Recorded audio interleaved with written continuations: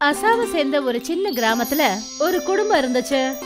இந்த குடும்பத்துல ஒரு வயசான அம்மா தன்னோட பேரன் பேத்தியோட இருந்தாங்க. பாட்டிமா, நான் தாத்தா கூட காட்டுக்கு போய் விறகு வெட்ட போறேன். வேண்டாப்பா கண்ணா, இப்ப போக வேண்டாம். இப்போ காத்து அதிகமா வீசுது, பயங்கரமா மழை வேற பெய்ய போகுது. என்ன பாட்டி நீங்க, இன்னும் மழை காலம் கூட ஆரம்பிக்கல, அப்புறம் எப்படி பயங்கர மழை பெய்யும்? மழை பெய்யும், நிச்சயமா மழை பெய்யும். உனக்கு வானத்துல ஏதாவது பறவை கண்ணுக்கு தெரியுதா? இல்ல. இன்னைக்கு ஏதாவது விலங்குகள், அதாவது நாய் பூனை ஏதாவது வெளியில தெரியுதா? இல்ல. மிருகங்களுக்கும் பறவைகளுக்கும் வானிலை மாற்றத்தை பத்தி முன்னாடியே தெரிஞ்சிடும். அதுங்கெல்லாம் பாதுகாப்பான இடத்துக்கு போய் சேர்ந்துடுங்க, புரியுதா? பாட்டிமா சொல்லிக்கிட்டு தான் இருந்தாங்க.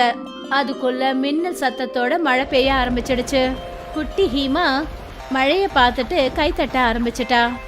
மழை பெய்ய ஆரம்பிச்சிருச்சு, மழை பெய்ய ஆரம்பிச்சிருச்சு. வாவ்! உனக்கு இது சந்தோஷம். ஆனா இந்த மழை எத்தனை பேருக்கு கஷ்டத்தை கொடுத்துட்டு போகும்னு தெரியாது. அந்த மாதிரி ஏன் பாட்டிமா சொல்றீங்க? போன தடவை இந்த மாதிரி மழை பெஞ்ச போது அசாம் முழுக்க வெள்ளத்திலேயே மிதந்துச்சு. அந்த சமயத்துல நான் உங்கள மாதிரி சின்ன குழந்தையா இருந்தேன். மொத்த ஊரு முழுகிடுச்சா? ஆமா, அந்த சமயத்துல நாங்க எல்லாரும் மரத்து மேல ஏறி உட்கார்ந்து இருந்தோம். ஆனா இப்பெல்லாம் அந்த அளவுக்கு மரங்களே கிடையாது. மரங்கள் இருக்கிறதுனால என்ன ஆகும்?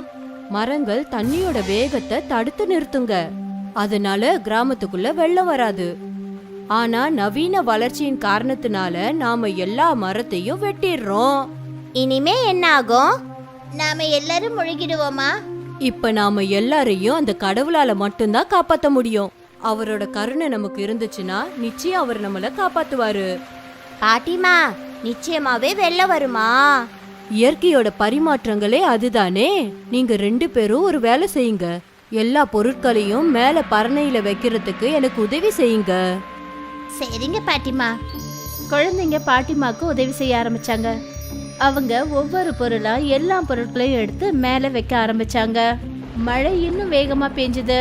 பாட்டியும் குழந்தைங்களும் ரொம்ப கவலையா இருந்தாங்க. பாட்டி, இந்த மழைய பார்த்தா நிக்கிற மாதிரியே தெரியலையே. பயப்படாதீங்க குழந்தைங்களா, அந்த கடவுள் இருக்காரு, நம்மள அவர் எப்படியும் காப்பாத்துவாரு. பாட்டிமா கடவுள்கிட்ட பிரார்த்தனை செய்ய ஆரம்பிச்சாங்க. மழை இன்னும் அதிகமாயிடுச்சு. அப்புறம் மெல்ல மெல்ல ஊருக்குள்ள தண்ணி வந்துடுச்சு. அட, என்ன கொடுமை இது! அநேகமா இந்த மழை நிக்காது போல இருக்கே. எனக்கு என்னமோ பயமா இருக்கு. வெள்ளம் வந்துடுமோன்னு பயமா இருக்கு. வெள்ளமா?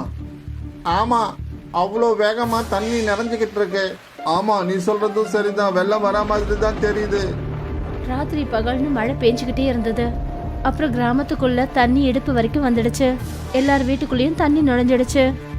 என்னோட குழந்தை, என்னோட குழந்தை, என்னோட குழந்தைய யாராவது காப்பாத்துங்க, யாராவது என் குழந்தைய. அந்த அம்மாவோட குழந்தை கூடையில மிதந்து போச்சு.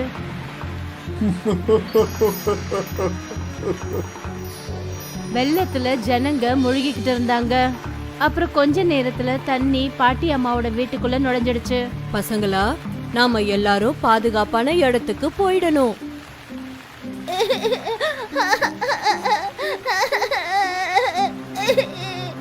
அழாதம்மா, இது அழற நேரம் கிடையாது. இப்ப நாம நம்ம உயிரை காப்பாத்திக்கணும். பாட்டிமா தன்னோட பேர பிள்ளைங்களோட இடுப்பளவு தண்ணியில நடக்க ஆரம்பிச்சாங்க. 2 குழந்தைங்களும் பயத்துல இருந்தாங்க. அட கடவுளே, என் உயிரை வேணாலும் எடுத்துக்கோ. என் குழந்தைங்களுக்கு எதுவும் ஆகக்கூடாது. பாட்டிமா முன்னாடி நடந்து போனாங்க. அப்ப அவங்க பார்த்தாங்க, ஒரு சின்ன கூடையில ஒரு சின்ன குழந்தை அங்கிருந்து மிதந்து வந்தது. ஐயோ கடவுளே! பாட்டிமா ரொம்ப சாமர்த்தியமா அந்த கூடையை தான் பக்கம் இழுத்துக்கிட்டாங்க. அப்புறம் அந்த கூடையோட தான் பேரன் பேத்தி கூட முன்னாடி நடந்து போனாங்க. தண்ணீரோட மட்டும் அதிகமாயிக்கிட்டே இருந்தது.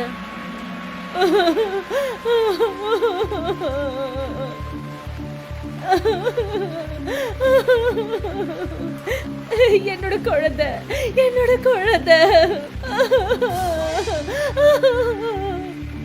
பாட்டிமா அந்த குழந்தைய கொண்டு போய் அந்த அம்மா கிட்ட கொடுத்தாங்க. சரி கிளம்புமா, இங்க இருந்து சீக்கிரமா புறப்படு. அந்த அம்மா தன்னோட குழந்தைய கையில தூக்கிக்கிட்டாங்க. அப்புறம் பக்கத்துல இருந்த குழந்தையோட கையை பிடிச்சிக்கிட்டு நடந்து போனாங்க. அப்புறம் இன்னும் பல பேர் ஒருத்தரோட ஒருத்தர் கையை பிடிச்சுக்கிட்டாங்க. ஒரு பெரிய லைன் மாதிரி ஆயிடுச்சு. இதே மாதிரி எல்லாரும் முன்னாடி நடந்து போங்க. நாம எல்லாரும் ஒருத்தருக்கு ஒருத்தர் துணையா இருந்தோம்னா நிச்சயமா ஒரு பாதுகாப்பான இடத்துக்கு போய் சேர்ந்துடலாம். ஜனங்களும் சரின்னு சொல்லிட்டு முன்னாடி நடந்து போனாங்க. இந்த லைன் ரொம்ப பெருசாகிக்கிட்டே போச்சு. 2ல இருந்து 4 பேரு, 4ல இருந்து 8 பேரு எல்லாரும் மழையில நனைஞ்சுக்கிட்டே முன்னாடி நடந்து போய்கிட்டே இருந்தாங்க. கொஞ்ச தூரம் முன்னாடி போனதுக்கு அப்புறமா அவங்களுக்கு ஒரு ரெஸ்கியூ போட் தெரிஞ்சது. அந்த ரெஸ்கியூ போட் அவங்கள காப்பாத்துறதுக்காக வந்துட்டு இருந்தது. பாட்டிமா முதல்ல அவங்க பேரன் பேத்திய போட்ல ஏத்தி விட்டாங்க. அப்புறம் கையில குழந்தை வச்சிருந்த அந்த லேடியை ஏத்தி விட்டாங்க. அப்புறம் அவங்க மத்தவங்க எல்லாரும் ஒருத்தரை ஒருத்தர் இடிச்சுக்கிட்டு ஏறினாங்க. நானும் போகணும், எங்களை காப்பாத்துங்க. ரெஸ்கியூ ஒர்க்கர்ஸ் ஒருத்தர் ஒருத்தரா இழுத்து போட்ல உட்கார வச்சாங்க. அப்புறம் போட் நிறைஞ்சிடுச்சு. போட்ல கொஞ்சம் கூட இடம் கிடையாது. பாட்டி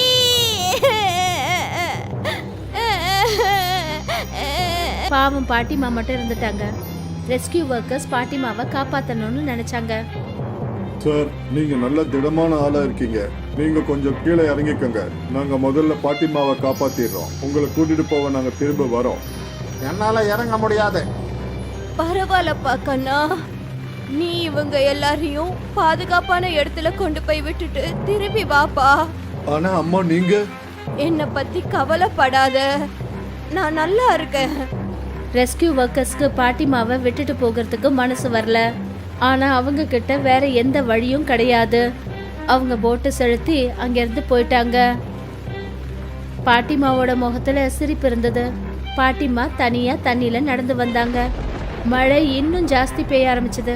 அப்புறம் தண்ணியோட அளவும் அதிகமாக ஆரம்பிச்சது. இப்ப தண்ணி பாட்டி அம்மாவோட கழுத்து வரைக்கும் வந்துடுச்சு. கடவுளே, நான் சொன்னது உன் காதுல விழுந்துருச்சு. என் பிள்ளைகளை நீ காப்பாத்திட்ட. எனக்கு இது போதும் கடவுளே. நீர் மட்டும் இன்னும் அதிகமாயிடுச்சு. அப்புறம் மெல்ல மெல்ல தண்ணி பாட்டி அம்மாவோட தலை வரைக்கும் வந்துடுச்சு. அப்புறம் சில நிமிஷத்திலேயே பாட்டி அம்மா மூழ்கிட்டாங்க. அந்த ரெஸ்கியூ போட் பாட்டிமாவை காப்பாத்த திரும்பி வந்தது. பாட்டிமா! பாட்டிமாவோட குரல் எங்கிருந்தும் வரவே இல்ல. அநேகமா பாட்டி முழுகிட்டாங்க போல இருக்கு. இல்ல, அவங்க இங்கதான் எங்கேயாவது இருக்கணும். இவ்வளவு தண்ணியில நாம அவங்கள எப்படி கண்டுபிடிக்கிறது? கண்டுபிடிச்சிருவேன். என் இடுப்புல கயிறை கட்டிவிடு. ரெஸ்கியூ ஒர்க்கர் தன்னோட இடுப்புல கயிறை கட்டிக்கிட்டாரு. அப்புறம் தண்ணியில குதிச்சிட்டாரு. அந்த தண்ணியில நீச்சல் அடிச்சு பாட்டிமாவை அவர் கண்டுபிடிச்சிட்டாரு. அவர் மயக்கத்துல இருந்த பாட்டிமாவை தூக்கினாரு. அப்புறம் அந்த கயிறை பிடிச்சு அவங்கள அந்த போட்டுக்கிட்ட கொண்டு போனாரு. அப்புறம் 2 ரெஸ்கியூ ஒர்க்கர்ஸும் பாட்டி அம்மாவோட வயித்தை அமுக்கி அவங்க வாயில இருந்து தண்ணி எடுத்தாங்க. பாட்டியம்மா கண் முழிச்சிட்டாங்க. ஐயோ கடவுளே, நீங்க என்ன ரொம்ப பயமுறுத்திட்டீங்கம்மா. வேலை உங்களுக்கு ஏதாவது ஒண்ணு ஆயிருந்தா? கடவுள் இருக்காருல்ல, அவரு என்ன காப்பாத்தி இருக்காருப்பா. பாட்டி அம்மாவையும் ரெஸ்கியூ ஒர்க்கர்ஸ் பாதுகாப்பான இடத்துக்கு கொண்டு வந்தாங்க. குழந்தைங்க அவங்க பாட்டி அம்மாவை கட்டி பிடிச்சுக்கிட்டு அழ ஆரம்பிச்சாங்க. பாட்டியம்மா உங்க எல்லாருடைய உயிரையும் காப்பாத்தினாங்க. ஆனா நீங்க எல்லாரும் பாட்டியம்மா சாகட்டும்னு விட்டுட்டீங்க. நீங்க எல்லாருமே சுயநலவாதிங்க. ஒருவேளை நாங்க 2 நிமிஷம் லேட்டா போயிருந்தா கூட பாட்டிமா உயிரோட இருந்திருக்க மாட்டாங்க. அப்புறம் இதுக்கான பொறுப்பு நீங்க தான். ரெஸ்கியூ ஒர்க்கர்ஸ் சொன்னதை கேட்டுட்டு ஜனங்க வெக்கப்பட்டு தலை குனிஞ்சாங்க. அவர் சொன்னது என்னமோ உண்மைதான். கஷ்டத்துல எல்லாருக்குமே பாட்டிமா உதவி செஞ்சாங்க. ஆனா ஜனங்களுக்கு அவங்களோட டர்ன் வரும்போது அவங்க எல்லாம் சுயநலமா தன்னை பத்தி தான் யோசிச்சாங்க. யாருமே அந்த பாட்டிமாவை பத்தி கவலைப்படல. நல்லது என்னன்னா அந்த கடவுள் இன்னும் இருக்கான். அதனாலதான் பாட்டிமா காப்பாத்தப்பட்டாங்க. இல்லனா பாவம் அந்த 2 குழந்தைங்களும் அனாதையா ஆயிருக்கோங்க. அசாம்ல இந்த வெள்ளம் வந்ததுனால நிறைய குழந்தைங்க அனாதை ஆயிட்டாங்க. வீடுகள்லாம் நிறைய முழுகி போச்சு. எல்லாருக்குமே உதவி தேவைப்படுது. நல்ல காரியங்கள் கூடிய விரைவில் ஆரம்பிக்கும்னு நம்புறோம். அப்புறம் எல்லாரும் அவங்கவுங்க வீட்டுக்கு எவ்வளவு சீக்கிரம் முடியுமோ போகணும்.